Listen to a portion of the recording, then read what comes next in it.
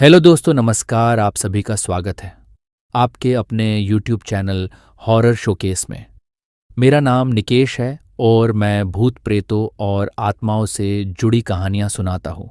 अगर आपके पास भी भूत प्रेतों से जुड़ी कहानियाँ हैं तो आप मुझे कमेंट करके बता सकते हैं, या फिर फेसबुक, इंस्टा, व्हाट्सएप, टेलीग्राम पे बता सकते हैं। तो चलिए शुरू करते हैं आज के इस डरावने सफ़र को एक डरावने इंट्रो के साथ।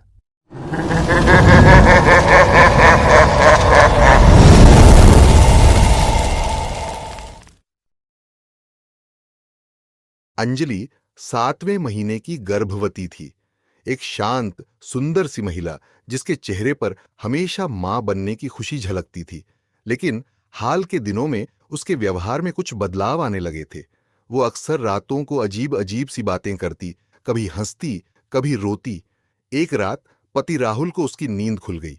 अंजलि बिस्तर पर बैठी थी और पेट को सहलाते हुए किसी से बात कर रही थी। राहुल ने उसे आवाज लगाई तो वो चौंक गई, जैसे नींद से जागी हो। धीरे धीरे अंजलि के व्यवहार में और भी बदलाव आने लगे। वो रातों को अकेले रहना पसंद करने लगी। खाने की आदतें बदल गईं, उसे अजीब अजीब चीजें खाने की क्रेविंग होती। एक रात राहुल को अजीब सी आवाज सुनाई दी। वो किचन की तरफ गया तो देखा कि अंजलि फ्रिज के सामने खड़ी है और कच्चा मांस खा रही है। राहुल की चीख निकल गई। अंजलि ने उसे देखा तो पागलों की तरह हंसने लगी। उसके बाद से अंजलि का व्यवहार और भी बिगड़ गया। वो अक्सर घर से भाग जाती थी और रात को वापस आती थी। उसके शरीर पर काले निशान दिखने लगे थे, जैसे कोई उसे खींचता हो। एक रात एक भयानक चीख सुनाई दी।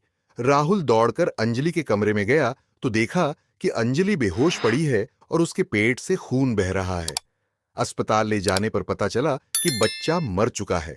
डॉक्टर हैरान थे क्योंकि बच्चे की हालत पहले ठीक थी। अस्पताल से घर लौटने के बाद अजीब घटनाएं होने लगीं। रात को बच्चे के रोने की आवाजें आती, खिलौने अपने आप हिलने लगते थे। घर के एक कोने में एक काला साया दिखाई देने लगा। राहुल डर गया। उसने एक पुजारी को बुलाया। पुजारी ने बताया कि अंजलि पर किसी बुरी आत्मा का साया है। वो बच्चे को पाना चाहती है। पुजारी ने एक पूजा की, जिसके बाद अंजलि की हालत में सुधार हुआ। लेकिन कुछ दिनों बाद अचानक से अंजलि गायब हो गई।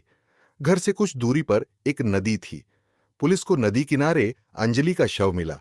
उसके पेट में चीर था और बच्चा गायब था। इस घटना के बाद घर में रहना असंभव हो गया। राहुल ने घर छोड़ दिया।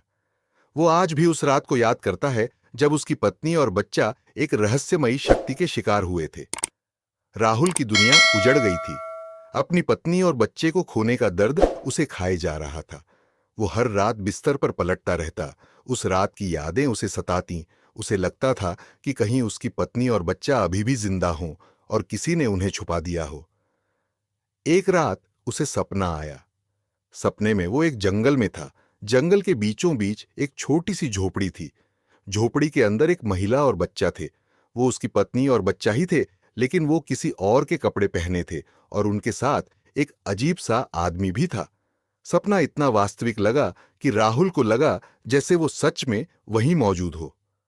सपने से उठने के बाद राहुल के मन में एक उम्मीद जग गई। वो तुरंत ही उस जंगल के बारे में पता लगाने लगा। गांव वालों से पूछने पर पता चला कि शहर से कुछ दूर एक जंगल है जहां एक साधु रहता है। वो साधु काफी रहस्यमयी है और लोगों से कम ही मिलता है। राहुल ने हिम्मत जुटाकर साधु से मिलने का फैसला किया। साधु के आश्रम पहुंचने पर उसने साधु को अपना सपना बताया। साधु ने उसकी बात ध्यान से सुनी और कहा, हो सकता है तुम्हारी पत्नी और बच्चा जिंदा हो, लेकिन उन्हें बचाना आसान नहीं होगा। तुम्हें एक खतरनाक रास्ते से गुजरना होगा। राहुल ने साधु से मदद मांगी। साधु ने उसे कुछ मंत्र दिए और कहा, ये मंत्र तुम्हारी रक्षा करेंगे, लेकिन याद रखना, ये रास्ता आसान नहीं होगा। राहुल ने साधु की बात मान ली। वो जंगल के लिए रवाना हो गया। जंगल घना और डरावना था। रास्ते में उसे कई तरह की मुश्किलों का सामना करना पड़ा, लेकिन उसने हिम्मत नहीं हारी। अंत में उसे वो झोपड़ी मिल गई जैसी उसने सपने में देखी थी। झोपड़ी के अंदर उसने अपनी पत्नी और बच्चे को देखा, लेकिन उनके साथ एक अजीब सा आदमी भी था जिसके चेहरे पर एक खौफनाक मुस्कान थी। आदमी ने राहुल को देखा और उस पर हमला कर दिया। एक लंबी लड़ाई के बाद राहुल ने आदमी को मार गिराया। उसने अपनी पत्नी और बच्चे को बचा लिया, लेकिन खुशी के साथ ही उसके मन में एक सवाल उठा। वो आदमी कौन था और उसने राहुल की पत्नी और बच्चे का क्या किया था? राहुल अपनी पत्नी और बच्चे को लेकर वापस शहर लौटा। पुलिस को पूरी घटना की जानकारी दी गई। पुलिस ने उस आदमी की तलाश शुरू की, लेकिन उसे कभी नहीं पकड़ा जा सका। राहुल की जिंदगी फिर से पटरी पर आ गई। उसे अपने खोए हुए परिवार को वापस पाने के लिए बहुत संघर्ष करना पड़ा, लेकिन उसने हिम्मत नहीं हारी और अंत में जीत हासिल की। राहुल अपनी पत्नी और बच्चे को वापस पाकर खुश तो था, लेकिन उसका मन अब भी अशांत था। वो जानता था कि जिस आदमी ने उसकी पत्नी और बच्चे को छीनने की कोशिश की थी, वो अभी भी कहीं बाहर घूम रहा है। राहुल ने पुलिस की मदद से उस आदमी की तलाश शुरू कर दी। आदमी के बारे में ज्यादा जानकारी नहीं थी, सिर्फ इतना पता था कि वो एक अपराधी है जिसका नाम शेर सिंह है। शेर सिंह के बारे में पता लगाने के लिए राहुल ने कई जगहों पर संपर्क किया। आखिरकार उसे एक पुराने दोस्त से पता चला कि शेर सिंह एक छोटे से गांव में छिपा हुआ है। गांव पहुंचने पर राहुल ने देखा कि गांव में एक अजीब सा डर है। पूछने पर पता चला कि गांव में एक अज्ञात व्यक्ति रहता है जिसके बारे में कहा जाता है कि वो एक जादूगर है।